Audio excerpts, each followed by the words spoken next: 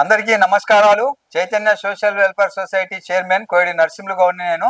ఈనాడు జరిగినటువంటి కాశ్మీర్ లో జరిగిన పహల్గామ్ లో ఉగ్రవాదుల దాడిని తీవ్రంగా ఖండిస్తూ ఉన్నాము. ఆ ఉగ్రవాద దాడిలో చనిపోయినటువంటి వాళ్ళందరికీ ప్రగాఢ సానుభూతిని, సంతాపాన్ని తెలియజేసుకుంటూ ఈ సందర్భంగా భారతదేశంలో ఉన్నటువంటి ప్రజలందరూ సమిష్టిగా అందరూ కూడా దీనిని తీవ్రంగా ఖండించాల్సినటువంటి అవసరం ఉంది. ఎందుకంటే మనం చూస్తూ ఉన్నాము, గతంలో నుంచి కూడా కేంద్ర ప్రభుత్వాలు రక్షణ వ్యవహారంలో మొత్తం మేము పార్లమెంట్ లో కూడా బడ్జెట్ లో కూడా తీవ్రంగా మస్తు చేశాము. మేము రక్షణ వ్యవస్థకు బడ్జెట్ కేటాయించాము. రక్షణ వ్యవస్థ మేము చాలా ధైర్యంగా ఉన్నాము. మీరందరూ ధైర్యంగా ఉండండి.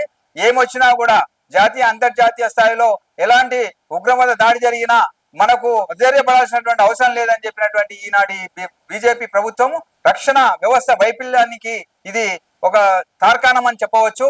ఎందుకంటే రక్షణ వ్యవస్థ వాళ్ళు ముందుగానే సైర చేసి మీకు ఇది ఈ ఉగ్రవాదుల దాడి ఉందని చెప్పినా కూడా ఈ కేంద్ర రాష్ట్ర ప్రభుత్వాలు నిర్లక్ష్యం వహించడం మూలంగా ఈనాడు జరిగింది. దీనిని మసిపూసి మారేడుకాయ చేసి మతం పేరుతోని, కులం పేరుతోని ఒక సెక్యులర్ భావాలను పక్కగా పెట్టేసినటువంటి పరిస్థితి ఈనాడు మనం చూస్తున్నాం. ఏమన్నంటే మతం రంగు పుల్చి ఇగో ఇది భారతదేశంలో ఒక మతము ఉన్నటువంటి లేదు కాబట్టే, ఐక్యంగా లేని కాబట్టే ఇవన్నీ జరిగినాయి కాబట్టి అందుకోసమే ఇది జరిగింది అని చెప్పేసి ఇది ఒక కల్పితమైనటువంటి వాదన చేస్తున్నారు.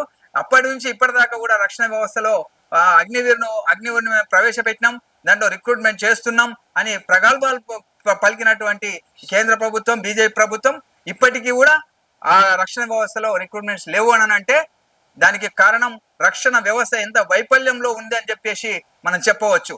ఈ సందర్భంగా మనం అందరం ఐక్యంగా ఉందాం. ఈ మారణహోమంలో ఉగ్రవాద దాడిని మనం అందరం సమిష్టి ఖండించాల్సినటువంటి అవసరం ఉందని కోరుతున్నాను.